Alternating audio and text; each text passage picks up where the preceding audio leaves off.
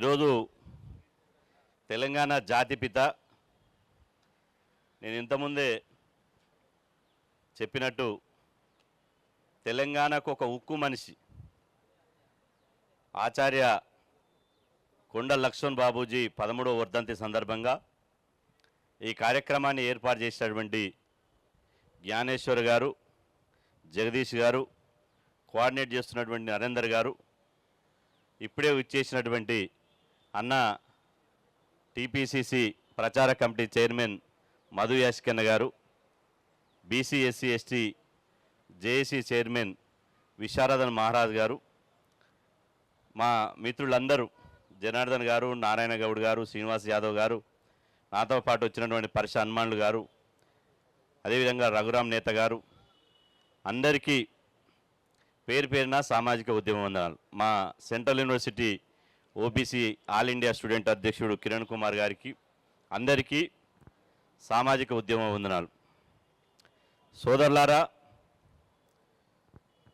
బాబూజీ గారి గురించి మనందరికీ తెలుసు. ఇప్పటిదాకా వక్తలు కూడా చాలా విషయాలు చెప్పారు. రేపు 27వ తేదీన వారి జయంతి కూడా ఉన్నది.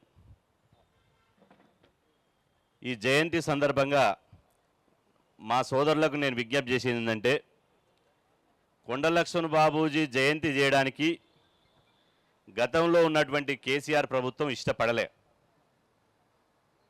ఒక బీసీ ఉద్యమ నాయకుడిగా నాకు తెలుసు. బీసీ సంక్షేమ శాఖ మంత్రిగా జోగు రామన్న గారు ఉన్నప్పుడు బీసీ సంక్షేమ సంఘం లెటరేడ్ మీద నేనే వారికి ఒక వినతిపత్రం ఇచ్చిన. తెలంగాణ రాష్ట్రం కోసం మొదటిసారి రాజీనామా చేసినటువంటి గొప్ప త్యాగశీలి, బడుగులకు వెలుగురేఖ అయినటువంటి మా కొండ లక్ష్మణ్ బాబూజీ గారిని జయంతిని ప్రభుత్వం అధికారికంగా చేయాలి అని. రామన్న ఒక బీసీ బిడ్డ కాబట్టి ఆ తర్వాత మన యొక్క ప్రపోజల్ను అప్పుడు ముఖ్యమంత్రి కేసీఆర్ గారి దగ్గరికి తీసుకుపోయాడు. వెంటనే కేసీఆర్ గారు, ఏమయ్యా పని లేదా నీకేమన్నా, ఎక్కడెక్కడోళ్ళను జయంతులు జరపడానికి మనకు పనిపాట లేదా అంటే, రామన్న గారికి నేను అప్పుడే చెప్పిన, అన్న ఆదిలాబాదులో పుట్టి భారతదేశమంతా బడుగుల కోసం పోరాడినటువంటి నాయకుడు, పదవుల కోసం పెదవులు మూసుకున్నటువంటి నాయకుడు కాదు. ఆ రోజుల్లో అత్యంత శక్తివంతురాలైనటువంటి ఇందిరాగాంధీ చుట్టూ ఇందిరాగాంధీని కలవడానికి వేలాది మంది లైన్ కడితే ఇందిరాగాంధీ గారే జలదృశ్యంలో ఉన్నటువంటి బాబూజీ గారి ఇంటికి వచ్చి బాబూజీ గారితో మాట్లాడి ఆమె పోయేది. అంత గొప్ప నాయకుడు, వారి జయంతిని చేయాలని కేసీఆర్ని ఒప్పియాలి అని చెప్తే ఆ విషయాన్ని జోగురామన్న గారు 4 తిట్లు పడ్డా ఆ రోజు కేసీఆర్ గారితో జయంతి అధికారిక జీవో తీసుకొని వచ్చాను. దాని ఫస్ట్ ఇన్విటేషన్ నేనే చేయించిన డీడీపీ. మొదట పేరలనే పెట్టిన. ఇప్పుడు మన అందరు సోదరులు ఓ డిమాండ్ పెట్టారు, తెలంగాణ జాతిపిత అని. నేను ఫస్టే తెలంగాణ జాతిపిత, స్వాతంత్ర సమరయోధులు, బడుగులకు వెలుగురేకైనటువంటి ఆచార్య కొండ లక్ష్మణ్ బాబూజీ గారి రాష్ట్ర స్థాయి జయంతి ఉత్సవాలను పెట్టిన. మళ్ళీ అది తీసుకొని ఇన్విటేషన్ ఇవ్వడానికి మళ్ళీ కేసీఆర్ గారి దగ్గరికి పోయిండు. ఎవరైనా పెట్టింది ఇది జాతిపిత అని అన్నాడట. సార్ బీసీ సంఘాలు పెట్టిరు, జాతిపిత ఆయన ఎట్టయితాడా, జాతిపితాన్ని ఎందుకు పెట్టిరని పెన్ను తీసుకొని బర్ణ గీకేసిండు. మళ్ళా జోగురామన్ వచ్చి నాకు చెప్పిండు, అన్న ఇది బయట చెప్పకూడదు కానీ ఇట్లా చేసిండంటే, మరి మీ ఓడు జాతిపిత అని అనిపించుకోవాలనుకుంటున్నాడు. నాకు తెలిసి ఆయన జాతిపిత కాదు, ఆయన ఎత్తిపోతల పిత. జాతిపిత ఎవరో ఇస్తే వచ్చేది కాదు, కోట్లాది మంది ప్రజల గుండెల్లో కొలువైనటువంటి వాడు కొండ లక్ష్మణ్ బాబూజీ. 100కు 100% మనం జాతిపితగా ప్రకటించవలసిందే అని చెప్పి అప్పటి నుంచి ఇప్పటి వరకు దాన్ని కంటిన్యూషన్ చేస్తున్నాం. ఇవాళ నేనంటున్నా, ఇవాళ భారతదేశానికి ఉక్కు మనిషి సర్దార్ వల్లభాయ్ పటేల్ అని అంటారు. వల్లభాయ్ పటేల్ ఏం చేసిండు, ఆయన చరిత్ర ఏంటి, ఏ స్వాతంత్ర ఉద్యమంలో పోరాటం చేసిండు, ఆయన ఉక్కు మనిషి ఎట్లయిండు. నిజంగా ఉక్కు మనిషి అంటే గుండె నిబ్బరంతో అగ్రకుల పాలకులతోటి గెరగీసి కొట్లాడి బిడ్డ మా వాటా ఇయ్యకపోతే మీ సంగతి తేలుస్తామని చెప్పినటువంటి గొప్ప నాయకుడు కొండ లక్ష్మణ్ బాబూజీ నిజమైన ఉక్కు మనిషి. ఆ రోజు ఇంత భావజాల చైతన్యం లేదు, ఇంత రాజకీయ చైతన్యం లేదు, ఇంత టెక్నాలజీ లేదు, ఇంత వాదం లేదు. అయినప్పటికీ కూడా నిజంగా కొండ లక్ష్మణ్ బాబూజీ కనుక ఆ రోజే పదవుల కోసం పెదవులు మూసుకుంటే తన రాజకీయంగా ఎక్కడ నష్టపోతామో అని చెప్పి రాజీ పడి ఉంటే ముఖ్యమంత్రి అయ్యేవాడు. కానీ రాజీ పడకుండా ఆయన ఒకవైపు ఇంతకుముందు నారగొండన్న చెప్పినట్టు ఒకవైపు తెలంగాణ కోసం పోరాటం చేస్తూనే ఇంకొక వైపు బీసీల కోసం పోరాటం చేసినటువంటి నాయకుడు. అందరం కలిసి నిజాం కాలేజీలో పెద్ద బహిరంగ సభ పెట్టినాం. అందరం కలిసి బీసీ ప్రజా సమితి అని నారగొండన్న ఉన్నాడు, నారగొండన్న, ఆర్ కృష్ణన్న, తర్వాత బాలగౌడ్ సాబ్, ఆ తర్వాత కొండ లక్ష్మణ్ బాబూజీ, నేను విద్యార్థి సంఘం నాయకుడు ఉన్నా. బీసీ ప్రజా సమితి ఈ ఉద్యమాన్ని రాజకీయంగా తీసుకుపోవాలని చెప్పి ఇవాళ అన్ని జిల్లాలు పర్యటించి బీసీ వాదాన్ని ఆ రోజులోనే గ్రామానికి తీసుకుపోయేటువంటి ప్రయత్నం చేసినాం. ఈరోజు కొండ లక్ష్మణ్ బాబూజీ గారు వారి గురించి మాట్లాడమంటే కొండ లక్ష్మణ్ బాబూజీకి దండేసి దండం పెడితే ఆయన ఆశయం నెరవేరదు. వచ్చిన నాయకులు ఆయన ఆశయాలు సాధిస్తామంటున్నారు. ఆయన ఆశయం ఏంది? మెజార్టీ ప్రజలే రాజ్యాధికారంలో ఉండాలి, ఈ పిడికెడి శాతం లేనోని పెత్తనం ఆధిపత్యం నశించాలి, ఈ పిడికెడి శాతం లేనోళ్ళని ఇంట్లో కూర్చోబెట్టి ఈ గంపెడి శాతం ఉన్నటువంటి బీసీ బిడ్డలను, ఎస్సీ ఎస్టీ బిడ్డలను పాలకులుగా చేయాలి, సెక్రటరీలో చక్రం తిప్పే కాడ మనం ఉండాలని చెప్పి ఆ రోజుల్లోనే ఇలా కొట్లాడినటువంటి నాయకుడు కొండ లక్ష్మణ్ బాబూజీ గారు. కాబట్టి కొండ లక్ష్మణ్ బాబూజీ గారిని ప్రతి సంవత్సరం వస్తున్నాం, దండేస్తున్నాం, దండం పెడుతున్నాం, మళ్ళా యథా రాజా తదా ప్రజ అన్నట్టు పోతున్నాం. కాబట్టి సామాజిక తెలంగాణ కావాలన్నా, కొండ లక్ష్మణ్ బాబూజీ ఆశ నెరవేరాలన్నా తెలంగాణ గడ్డ మీద ఒక బీసీ ముఖ్యమంత్రి కావాలి.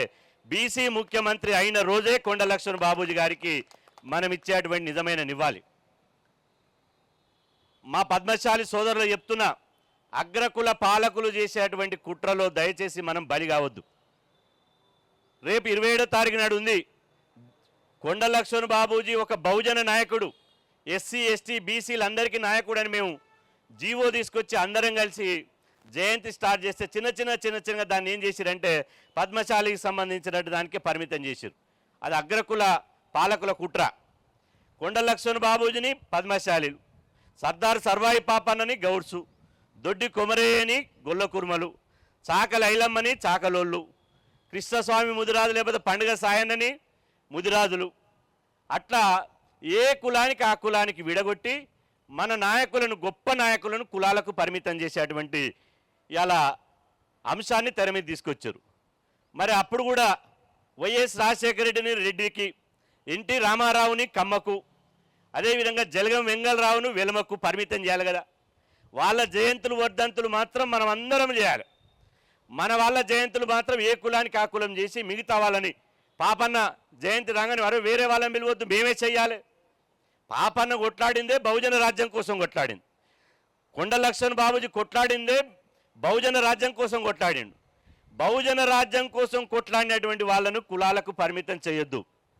ఇవాళ ఎంత కుట్ర జరిగిందంటే గత 10 సంవత్సరాల కాలంలో జిల్లాలు 10 ఉమ్మడి జిల్లాలు విడిపోయినప్పుడు క్రమంలో మేము ఒక రిప్రజెంటేషన్ చేసినాం.